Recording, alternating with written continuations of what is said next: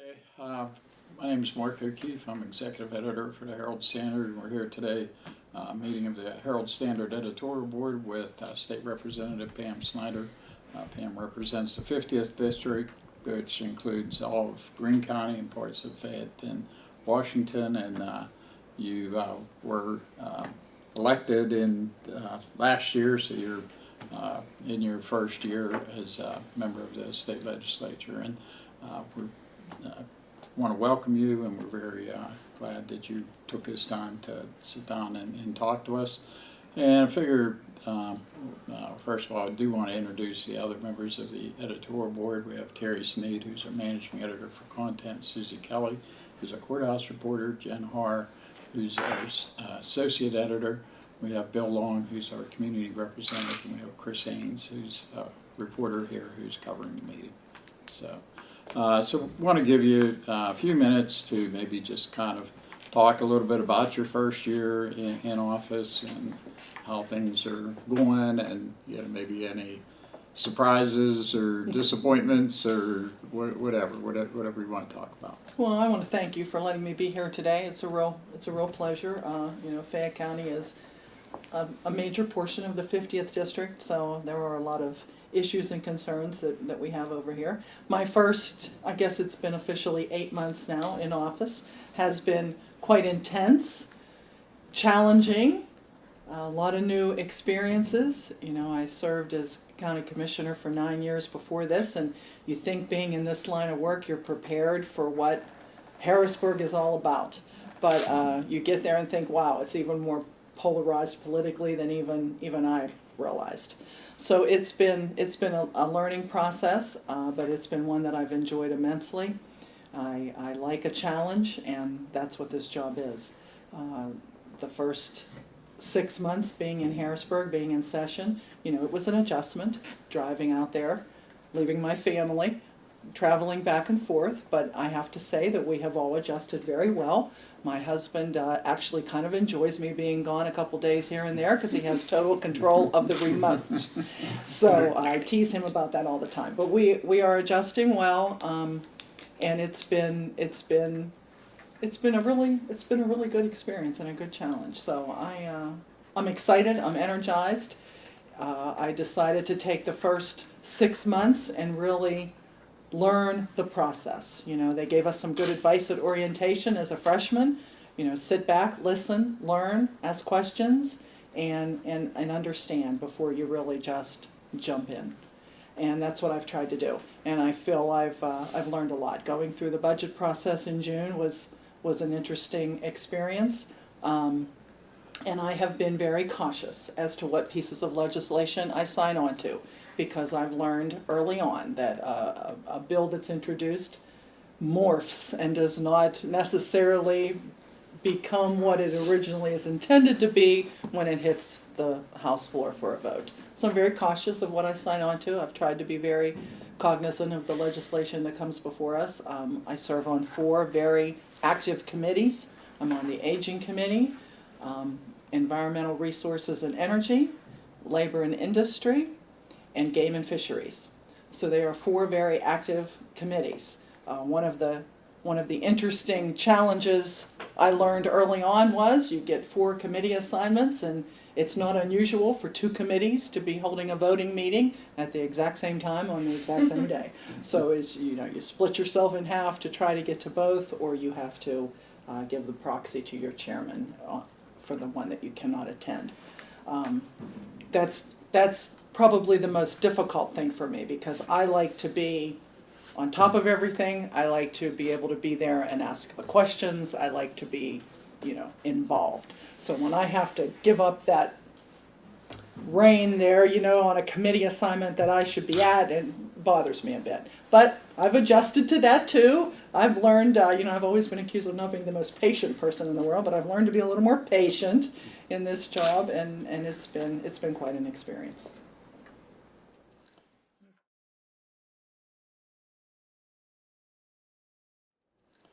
Okay. Well, obviously the major thing that everybody's still talking about is, of course, FirstEnergy Corporation, their decision to deactivate the Hatfield Ferry Power Station in Greene County, and also the Mitchell Power Station near New Eagle in Washington County, and effectively putting about 380 people out of work. Now there was a announcement recently here where the PGM, the interconnection of Valley Forge, the regional power grid operator, has said that they feel that there could be some issues and some problems with the closing. I guess that FirstEnergy is not bound by their decision, but they said that nobody has ever kind of bucked them in the past. So they're apparently going to be having some meetings, but in other cases, I believe in Ohio, there's a delay of, I think, 2 or 3 years there. So there is a possibility that maybe this could be delayed. So what's your take on this, and what's your involvement? Have you been trying to talk to people? What's your maybe understanding of Been what's deeply going on? involved from the day the announcement was made. Senator Salabai and I, because the Hatfield sits in both of our districts, and Mitchell sits in the senator's district. From the original announcement, we met with FirstEnergy immediately. We had probably a 2-hour meeting with FirstEnergy executives, and we really laid our concerns, our questions, and our frustrations on the table. It was a very intense meeting, and we left there. FirstEnergy understands that we're going to push back as hard as we can to make sure that these plants do not close. We then wrote a letter to our federal delegation, our U.S. congressmen and our U.S. senators, to ask for any help they could give us on the federal level in regard to the EPA regulations that FirstEnergy needs to adhere to. We have written to President Obama to ask for the same, to ask for additional time, whatever it takes, so that FirstEnergy has the opportunity to bring these plants into compliance, especially with Hatfield. There was a $650 million investment made at Hatfield when I was county commissioner. Then Allegheny Power came to us and said, you know, we want to build the new scrubbers. We're going to go after the government financing to do that, and we need a local agency to be our sponsor. We did that. Our Industrial Development Authority was the local agency so that they could acquire the money to be able to put the new scrubbers on, and you know, ratepayers are paying for that now. To close that plant, and ratepayers are going to continue to pay for 2 idle scrubbers that aren't going to be used anymore is ridiculous to me. We also wrote to the PUC, and we had conversations with PJM by phone. We leave in the morning, tomorrow morning, for Harrisburg for a meeting with the PUC and PJM. I was encouraged last week when PJM came out and said that taking these 2 plants offline would impact the grid, and I believe it will. I am hoping and I am praying that this decision can be reversed, because you're right, the 380 jobs that will be lost at these 2 plants could just be the tip of the iceberg. This has serious repercussions to really have a devastating economic impact in this region, because Dana Mining in Greene County, 30% of their coal goes to FirstEnergy and to their plants. Cumberland Mine in Greene County, 50% of their coal goes to FirstEnergy and their power plants. So you could potentially be looking at coal miners being laid off. You then potentially could be looking at small businesses that supply to those coal companies being affected. It truly does have a domino effect. So I am deeply concerned. I will not stop on this one until I feel we can get it turned around, and I am going to fight till the bitter end. So basically, what was FirstEnergy? What did they say to you? They basically said that it is about the money that they have to invest in the 2 plants, that they have looked at the financials, and that they made a decision that they were going to cut the costs. And I don't know if you saw the recent article that their stockholders had, and the CEO had told the stockholders they had a loss in the last quarter, and they were going to turn this around because they were going to be getting rid of a lot of employees so that the profits would be up. You know, that troubles me too. You know, and I am also concerned. Look, FirstEnergy, you know, I mean, we all need When we turn on the light switch, we want the power to be there. I mean, it doesn't happen magically. But I know firsthand, you know, my husband was a lineman for back when it was West Penn Power Company for 34 years. And the service center in Jefferson at that time had about 130 employees. It was a full service center with, you know, a full staff. You could go in and pay your electric bill, you know, a ton of linemen on the ground. I think now they're down to like 22. They don't have enough linemen to do the work. You know, I broached those concerns too at our meeting and said, you know, well, you're gonna lay off 380 people. How about putting some of those people in the field where you really need them? You know, they're not taking, you know, the right-of-ways have not been kept up with. You know, the tree trimming, they've stopped those kind of activities. The linemen that they have left, you know, are being worked to death. It's just really not a good situation. You know, that they really need to have more people on the ground, I think. And if you understand electricity at all, which I don't completely, but I'm lucky because I'm married to someone who does, you know, you can drive, my husband, when we drive down the road, he shows me, you see that, Pam? You see that, Pam? The neutral, we have open neutrals all over the area because people are stealing the copper out of the neutrals. But they don't have the manpower to be fixing those neutrals so that they're not open anymore. And that's a dangerous situation. Somebody could really be hurt. So I don't think they have enough manpower, enough boots on the ground, and now they're going to close 2 power plants, displace a bunch of workers. You know, I just think it's a situation that needs some real attention. One of the things that, when I was kind of looking at it, and other people questioned it too, but Allegheny Energy, which was obviously much smaller than FirstEnergy, Allegheny Energy is basically was a regional power company, where FirstEnergy is almost pretty much a national. They have massive company and stuff.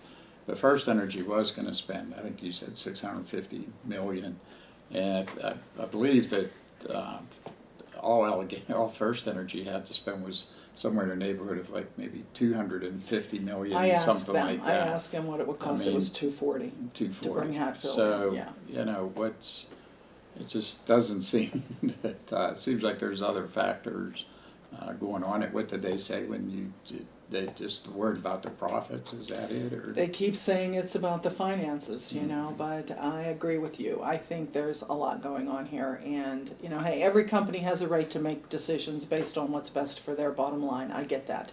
And I understand that, you know, companies need to make money, but I also understand that deregulation has kicked in completely in this Commonwealth.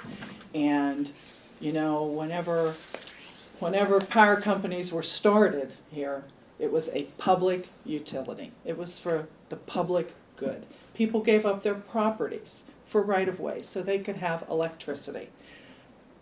It has now, with deregulation, it's not about the public's good, it's about for profit. So, you know, to me, I think, you know, I was not a fan of deregulation when it passed in this state, and I still think that needs looked at. So we'll see how this all shakes out.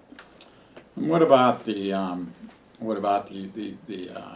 know, their complaint about that they have to comply now with the EPA and these new regulations? How big of a problem do you think that really is?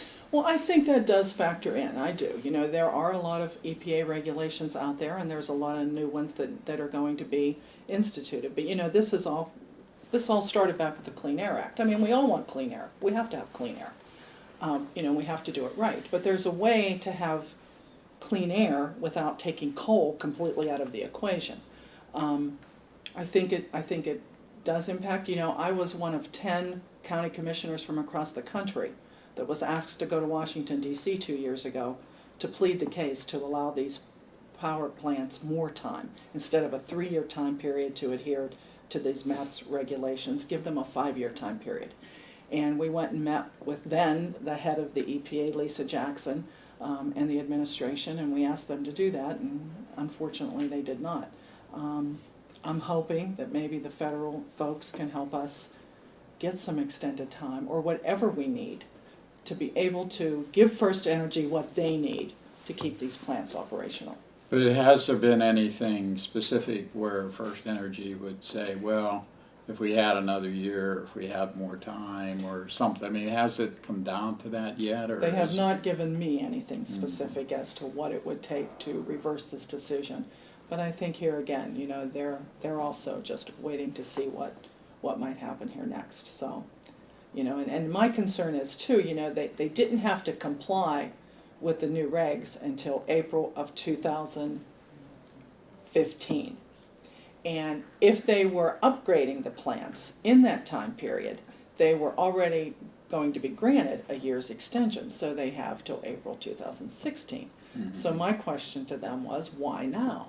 You know, Right. if you don't have to close this plant, even if you're not going to upgrade it till April of 2015, why close them now? Right. Here again, they said, Mhm. looked at the numbers, you know, why prolong the agony? Have you gotten any indication from, I assume you probably have been in touch maybe with Senator Casey or somebody on the federal level, that maybe EPA, that there would be some willingness to at least work with FirstEnergy, or? Well, I'm hoping that the federal delegation has reached out. We wrote to Senator Casey, Senator Toomey, Congressman Murphy, and Congressman Schuster. You know, they've all assured us that they will try to help. We also met with Governor Corbett when he was in town at Rain Day. Senator Solobay and I had about a half-hour meeting with him and asked him for help. And he too has reached out. He has reached out to the PUC, to PJM, and to FirstEnergy. So, you know, I do think there is a real united effort here to try to reverse this decision. I sure hope so. So when do you think, you know, you're meeting tomorrow? I'm hoping we will know more after tomorrow. And so I guess you just have to wait and see till tomorrow what happens.